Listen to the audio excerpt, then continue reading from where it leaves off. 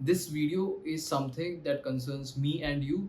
I have been stuck with this problem a lot, and I am here to share what I believe so worked for me. And I'm happy to share about how to get out of rumination and start to, really get your things done, right? So, without any ado, let's talk about it. Let me try to put about rumination simply, right? What I understand and what I have observed about rumination in myself, and I don't know if you guys relate to it. So let's see how we break it down, right? So rumination is all about repetitive thought process that happens over and over again without a purpose assigned to it, right? So any thought that is not purposeful, or is the energy is not directed in a specific or on a certain thing, you are mostly going to go in a spiral. And that's what happens when we are kind of a little bit stressed about how to execute things.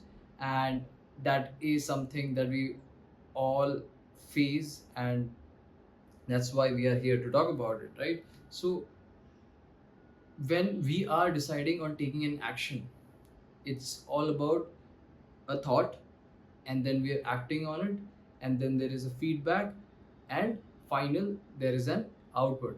That's the ideal way of getting your things done. When rumination happens, it's all about thinking, it's all about thought. You are not spending any specific directed energy of your thought into a certain thing, and because energy is so consumed, your mind is drained, and there is no output that is happening, and the feedback of that entire process is again a draining thought that you are unproductive, or you haven't started the work that you intended to finish. So that's the fundamental idea about rumination. So what are the solutions for it? So before we talk about solutions, let's try to add a little more context to this understanding that this heaviness is coming from what, right? You are, because you're thinking a lot. You might have heard about analysis paralysis, where you're just stuck in understanding the entire details of it, so that it's a way of your mind to create certainty, which is an illusion. There is nothing called as certainty. There is calculated risk, but at the end of the day, it is risk and it is uncertain, right? So um, when your mind is stuck into too much analysis, you tend to develop a narrow vision, and the entire energy of your time and of your day gets directed there. So where your energy is directed there, if it's not purposeful, you will feel drained, because there is no feedback from reality that you have completed the work that you wanted to do, but which you get when you do the real work.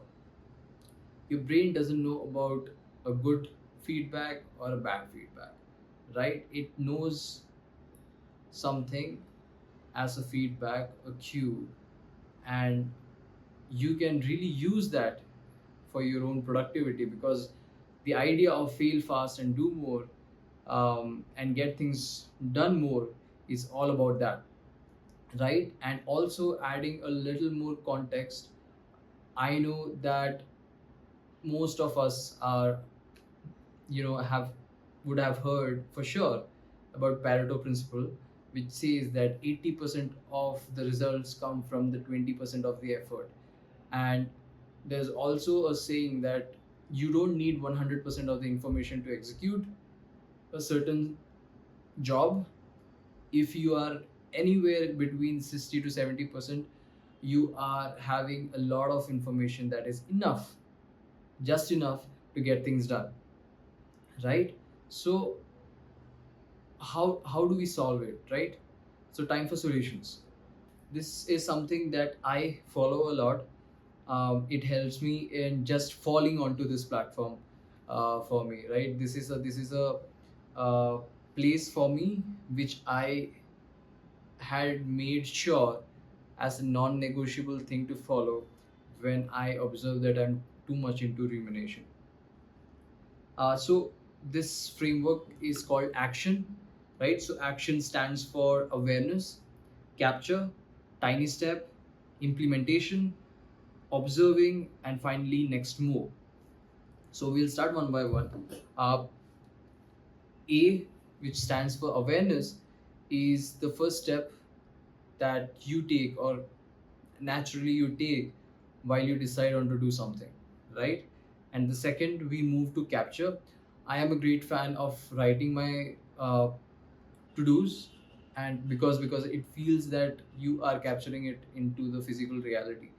I don't know if it makes sense, but then if it's in your head, you may lose out the details of it, and it will add more to your stress. So it's always better to write things down, right? And taking it, and the third is taking a tiny step.